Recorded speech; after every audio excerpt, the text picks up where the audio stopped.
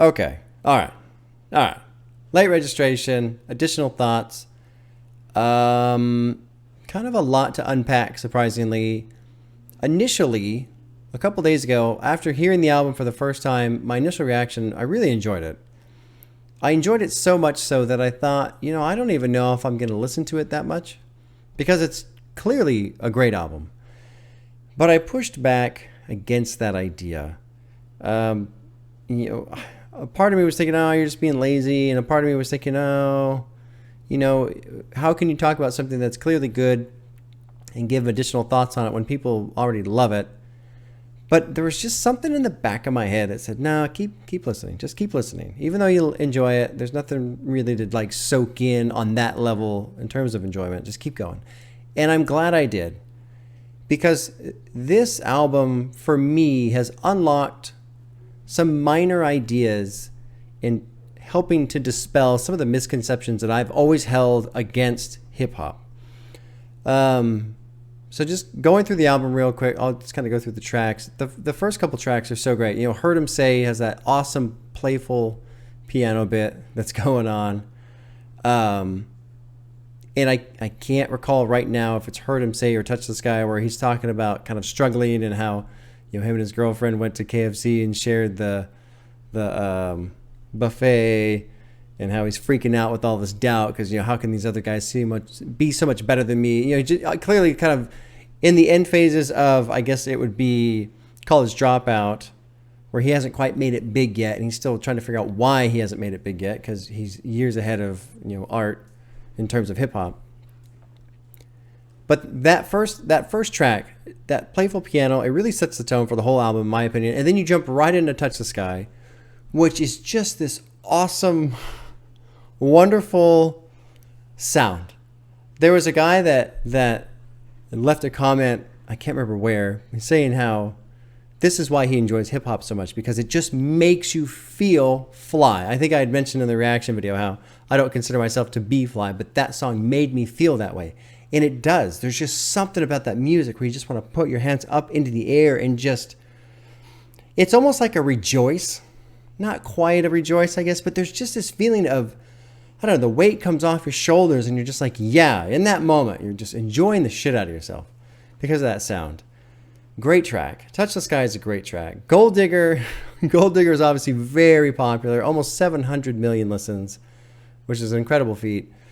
Great track. Gold Digger is super good. I like, Jamie Foxx's little bits in it. And just so many of the lines, like the whole thing about you see him on any Sunday, wins the Super Bowl and drives home in a Hyundai, and, the kid turns 18 and he finds out it isn't his and all this shit, man. It's just great lyrics throughout. All of the skits, you start getting some of the skits here. The skits, the Broke Fi Broke, just fucking cracked me up every time. Especially the last one, where he's talking about, remember how we used to use forks to eat our cereal so we could save the milk and shit. Oh my God. Oh shit. That shit cracked me up so much.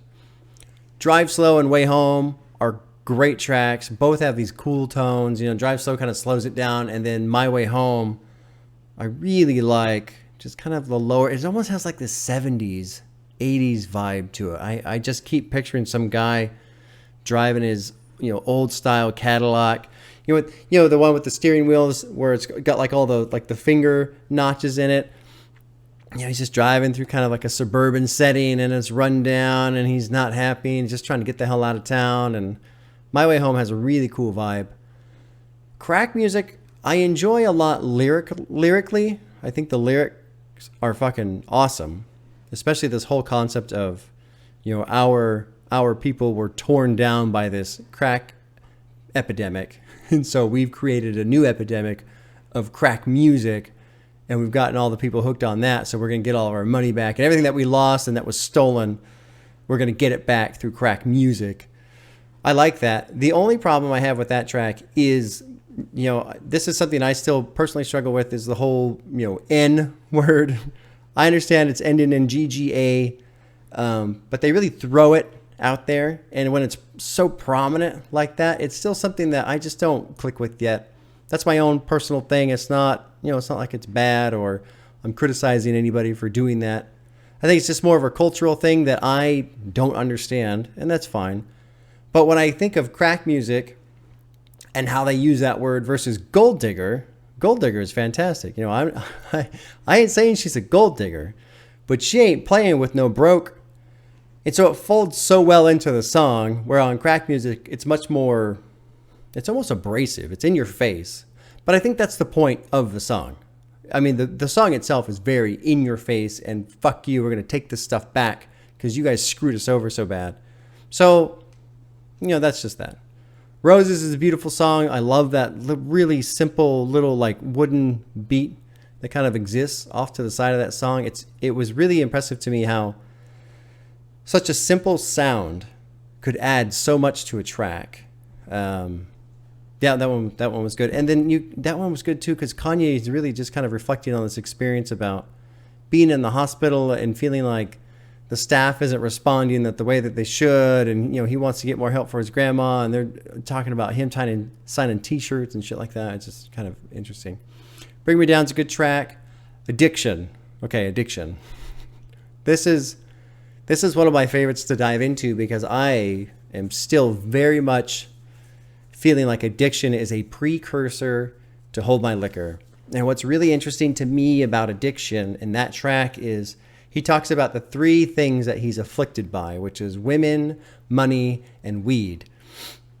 But in Hold My Liquor, he specifically states, I can hold my liquor, but I can't handle my weed. So I feel like Addiction is the beginning of what Hold My Liquor becomes. And whoever this person is, if it's the same person or not, I mean, it could be, I'm sure he's had multiple women in his life. But this idea of, you know, these lines, why is it all these things that are so bad make me feel so good? All the things I shouldn't do, or how does it go? All the things I shouldn't do, or all the things I would. Something along those lines. When I hear Addiction and I place it where Kanye is in his personal life, and then I hear Hold My Liquor and where he is in his personal life, then this concept of everything that's gone wrong during Yeezus, in how, you know, I described Hold My Liquor with its emotional dread. I feel like you get hints of that from Addiction, because in Hold My Liquor, he's trying to fill this place of pain with something that maybe will make him feel good. He kind of talks about it in Addiction, how it's bad, but it makes me feel good. So I feel like just in Yeezus, he's trying to feel good in any way that he can. And I've been talking about this for 2 minutes. It's getting really long-winded. Anyway, I think you guys understand what I'm saying. That track, I don't know. I feel like there's a very distinct link that exists between those two songs, even though they're so far apart in time. So Addiction's very cool. I love the little guitar beat to it. I really enjoy everything about it. Diamonds from Sierra Leone is fantastic. Lots of sound. Love Jay-Z's voice in that. Love Kanye's voice in that. I mean, just bold wave of sound. Same thing with We Major. Just triumphant, happy, on top of the mountain. It's fantastic. Hey Mama, of course, is beautiful. I was really, really trying to figure out why Hey Mama is so special to me in terms of what it is, and it clicked. There's a band called the Plain White Tees, and they have a song called Hey There Delilah. And the song itself is extremely popular. You've probably heard it. The guy wrote it as a song to his girlfriend who was living in New York. I mean, they were, you know, long distance relationship, all this other stuff. He wrote it for her, and they almost didn't put it on the album. They figured nobody would like it. The name Delilah, you know, nobody has the name Delilah, so they can't like sing it to their girlfriend and all this other stuff. Nobody's gonna like it. So they just threw it on the end as a secret track, and it fucking blew up. And to me, the reason why it blew up is because it's just an honest song. It's him singing to his girlfriend and all these different things that they were going through. But there's so many people that connected with it because it's honest. To me, with Hey Mama, what I really like about that is it has that same element. He wrote it for his mom, and he wrote it in such a way that there's no shame, there's no nervousness. He wrote it for her and then just put it on the album. And he probably intended to from the beginning. That's my assumption. But he did everything he could to make this beautiful song and to sing it for her. No embarrassment, nothing like that. All for her. And then I still hold true to this idea that when he implements these little lighter tinkling sounds, I think, in my opinion, he's signaling the idea of a mobile over a crib and telling her, I'm still your little boy. That's what I get from that. I don't know if that's true. Kanye himself could probably tell me, no, that's wrong. And I'll go, no, that's what it means. That's what you did. Because I really like that idea. Anyway, Celebration, great song. Gone, still my favorite. Love Gone. Love Gone. I think that track will always be very special to me just because something clicked in my brain where I was listening to all of the sound as one piece of music rather than, okay, here's this piece of music. Here's the rapping that's happening on top of it. I'm trying to hear the words. There was no analytical mind happening when I heard that song, which is great. I mean, that's you've found a piece of music that you love when you can just soak in it and let it just play. That's what's so fun about music to me. And then, Diamonds, the bonus track and Late. Someone told me not to sleep on Late, but I still haven't taken the time to read the lyrics yet. So I need to look into that one a little bit more and see if there's more there, because this one doesn't really click with me. The beats, there's like that kind of sound that it just doesn't really click with me. The album as a whole, I think, is really good. And it's tough because the more I enjoy it, the more I feel badly for Kanye and all the shit he has gone through post this album. I know what's coming. I know Graduation is kind of like the continue or the finalization of this trilogy of, this college theme or whatever, and then everything just fucking goes downhill from there.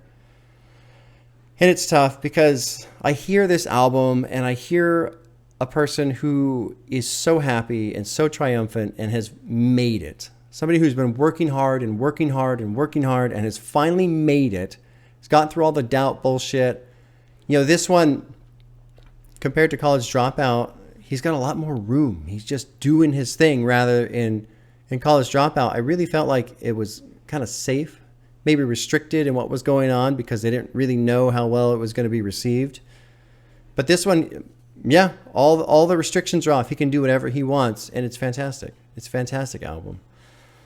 How long have I been talking?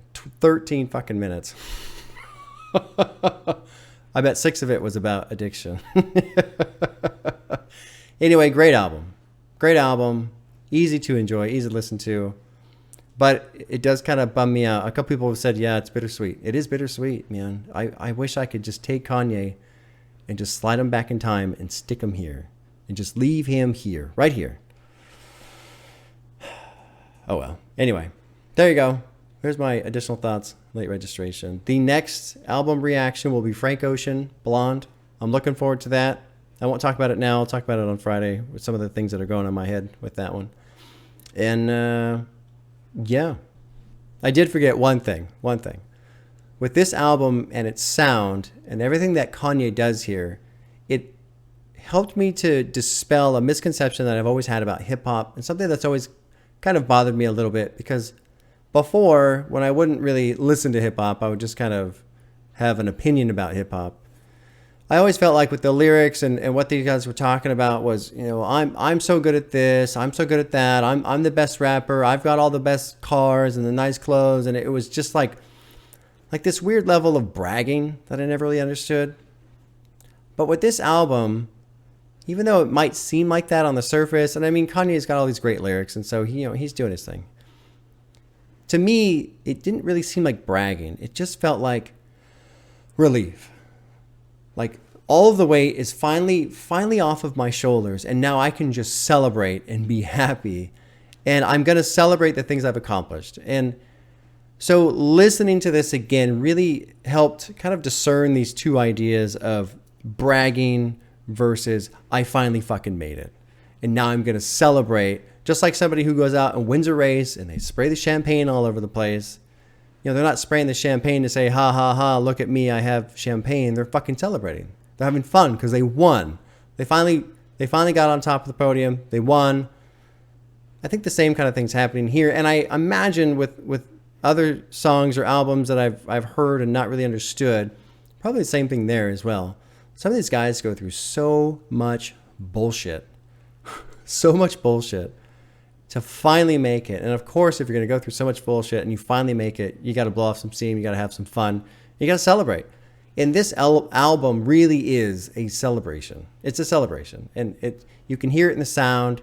You can hear it in Kanye's voice and his lyrics. I mean, there's just so much happiness.